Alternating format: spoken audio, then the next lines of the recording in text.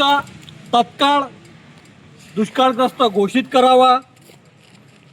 जाहीर केलेल्या महाकाय पॅकेजमधील बी बियाण्यांसाठी असलेली तरतूद शेतकऱ्यांना रुपये 10,000 त्वरित त्यांच्या खात्यात जमा करण्यात यावी.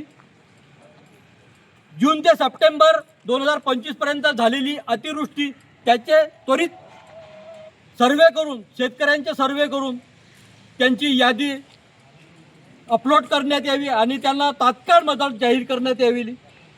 जर या प्रकारच्या अजून 8 ते 10 मागण्या आमच्या असून दिवाळीच्या अगोदरपर्यंत जर त्या मान्य झाल्या नाही तर आम्ही दिवाळीच्या दिवशी तहसील कार्यालयात बेसन भाकर शिजवून येथेच तहसीलदार सोबत संध्याकाळच्या 6 ते सकाळी 5 वाजेपर्यंत धरणे देऊन बसू.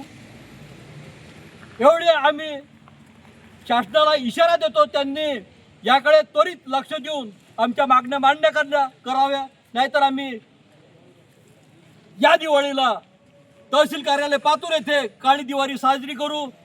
शेतकरी संघर्षाचा विजय असो. शेतकरी संघर्षाचा विजय असो.